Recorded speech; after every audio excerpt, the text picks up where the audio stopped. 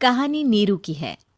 पंजाब की नीरू की शादी दिल्ली के राहुल से होती है। दिल्ली कितना बड़ा शहर है ना, लेकिन आप लोगों का घर तो बहुत छोटा है। हमारे पंजाब में तो ये बड़े बड़े घर होते हैं कि मजा ही आ जाता है। कोई बात नहीं नीरू, मैं भी तुम्हारे लिए बहुत बड़ा मकान बनाऊंगा बहुत जल्दी। नीरू के पिता जहां पंजाब के जाने माने व्यापारी थे, वहीं उसका पति राहुल दिल्ली में एक सिंपल नौकरी करता था। माँ, यहाँ तो घी मक्खन इतना महंगा है कि क्या बताऊं। मैं तो तरस ही जाती हूँ घी खाने के लिए। नीरू की माँ को ये सुनकर बहुत दुख होता है। मेरी बेटी को घी नसीब नहीं हो रहा है और ये बहू यहाँ बैठकर घी में शक्कर डाल रही है। देख वनिता, मैं साफ कह रही हूँ, इस घर में जितना घी आएगा उतना ही मेरी बेटी के घर दिल्ली भी जाएगा। अरे ये क्या बात होती है माँ जी? बेटी का उतना ही करो जो अच्छा लगे। अब क्या मायके से घी और मक्खन तक की सप्लाई करोगी आप? हाँ, मेरी बेटी किसी चीज को तरसे मुझसे बर्दाश्त नहीं होता। अब क्या था, नीरू के मायके में 2 किलो घी आता तो 2 किलो दिल्ली जाता नीरू के पास। एक दिन, माँ बड़ी गर्मी पड़ती है दिल्ली में। इस घर में तो एक ही एसी है और वो भी ड्राइंग रूम में। सारा परिवार एक ही कमरे में सोता है। हाँ बेटा, वो तो हर घर की कहानी है। यहाँ भी एक ही एसी है। अरे बिल इतना आता है कि क्या बोलूं। तभी वहां राकेश आ जाता है। माँ, थोड़ी देर में यहाँ कुछ प्लम्बर आएंगे मेरे कमरे में एसी लगाने। जरा ध्यान से लगवा देना ना माँ। ओए, ऐसे कैसे तेरे कमरे में एसी लगेगा? हाँ राकेश, एक बार बात तो कर लेता। अरे पापा, वो वनिता को गर्मी में नींद नहीं आती। ड्राइंग रूम में सबके साथ सोने में वो अनकंफर्टेबल है, इसलिए। अरे पूरे परिवार के साथ वहां तेरी बहन नीरू भी तो सोती है। वो नहीं हो रही क्या अनकंफर्टेबल? समझ रहा है ना? अगर एसी लगेगा तो एक दिल्ली में तेरी बहन के कमरे में भी लगेगा, तभी तू लगा सकेगा। राकेश वनिता को सारी बात बताता है। वनिता करती भी क्या, मन मार कर बैठ जाती है। माँ, ये लोग ठीक नहीं है, क्या करूं मैं? अरे बेटी, यहाँ आ जा, तू यहाँ आकर रह ले। अरे छोड़ दे ऐसे पति को। कैसे छोड़ दूं माँ? समाज क्या कहेगा, लोग क्या कहेंगे? वैसे भी मेरा एक बेटा है मयंक। अरे हटा बेटा, तेरी उम्र ही क्या है? इतनी परेशान रहेगी तो काम कैसे चलेगा? खैर, बात आई गई हो जाती है। माँ को लगता है कि नीरू ठीक है, तो वहीं नीरू के मन में एक ही लाइन चल रही होती है, यहाँ आजा। माँ ने तो बोल ही दिया है कि यहाँ आजा।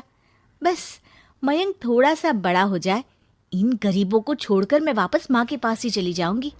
वो इसी सोच में बाजार में चल रही थी कि मैम, आपका दुपट्टा जमीन को छू रहा है। नीरू जैसे ही उस लड़के की तरफ देखती है, देखती ही रह जाती है। हाय रे, कितना सुंदर लड़का है ये। अब क्या हुआ? मैंने कहा आपका दुपट्टा। तो खुद ही उठाकर दे दो ना। लड़का समझ जाता है कि नीरू उस पर फिदा हो चुकी है। वो उससे उसका नंबर लेकर चला जाता है। अब क्या था, नीरू और रोहित में लगातार बातें होने लगती है। मैं हरियाणा का रहने वाला हूँ, यहाँ एक बड़ी कंपनी का मैनेजर हूँ। अच्छा, और कितने बच्चे हैं तुम्हारे? बच्चे? अरे मेरी तो शादी भी नहीं हुई है। तुम बताओ, शादी करोगी? नीरू शर्मा जाती है। अब लेकिन मैं तो पहले से ही शादीशुदा हूँ। मुझे फर्क नहीं पड़ता, बस तुम शादी कर लो, भाग चलते हैं। बहुत पैसे वाला हूं मैं, हमेशा खुश रखूंगा तुम्हें। नीरू रोहित से मिलकर सारा प्लान बना लेती है और फिर एक दिन घर से भाग जाती है। दोनों शादी कर लेते हैं। शादी के बाद, क्या बात है नीरू, तुम्हें परेशान सा देखता हूँ, सब ठीक तो है ना? हाँ, सब ठीक है।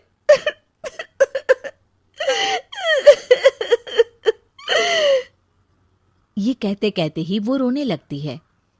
अरे क्या हो गया, रो क्यों रही हो? मैंने तुमसे एक बात छुपाई है और वही बात अब मुझे परेशान कर रही है। रोहित, मेरा एक बेटा भी है, उसका नाम मयंक है। क्या बात कर रही हो? ये तुमने मुझे पहले क्यों नहीं बताया? देखो नीरू, मेरी माँ को मैंने ये नहीं बताया है कि तुम शादीशुदा हो। बच्चा मैं मैनेज नहीं कर पाऊंगा। नीरू को समझ में नहीं आता कि वो क्या करे। तुम उस बच्चे को अपनी माँ को क्यों नहीं दे देती? नीरू चुपके से माँ को फोन करती है। माँ, क्या मयंक को तुम रख सकती हो? बेटा, मैं राकेश के साथ बात करती हूँ। आखिर घर का बेटा वही है, जो वो बोलेगा। वैसे भी बेटा, तूने जो किया है ना, उसके बाद से पूरा घर तेरी बुराई कर रहा है। मैं भी अब किसी से तेरे लिए लड़ नहीं सकती। राकेश बेटा, नीरू ने तो जो किया बहुत ही बुरा किया, लेकिन मैं सोच रही थी कि क्यों ना मयंक को हम यहाँ ले आए। तभी वनीता बोल पड़ती है। वाह जी, ऐसे कैसे यहाँ ले आए?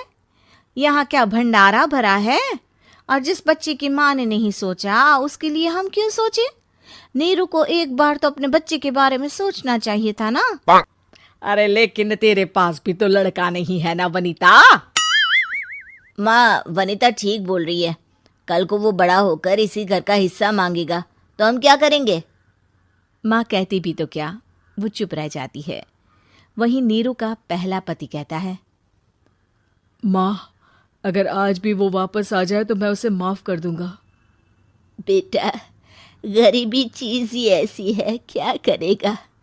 तू तो अब मयंक का सोच। वो बेचारा तो बिना माँ का हो गया। मयंक के खातिर तू दूसरी शादी कर ले बेटा। लोगों के लाख समझाने के बाद नीरू के पहले पति की शादी रिद्धि से हो जाती है, जिसके पहले पति से 2 बच्चे होते हैं। देखो जी, मैंने शादी सिर्फ बच्चे के खातिर की है। मैंने भी शादी सिर्फ बच्चों के खातिर की है।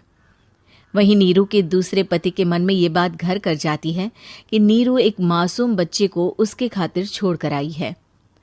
अब देखो नीरू, मुझे लगता है कि जो औरत अपनी कोख का बच्चा छोड़ सकती है, वो तो कुछ भी कर सकती है।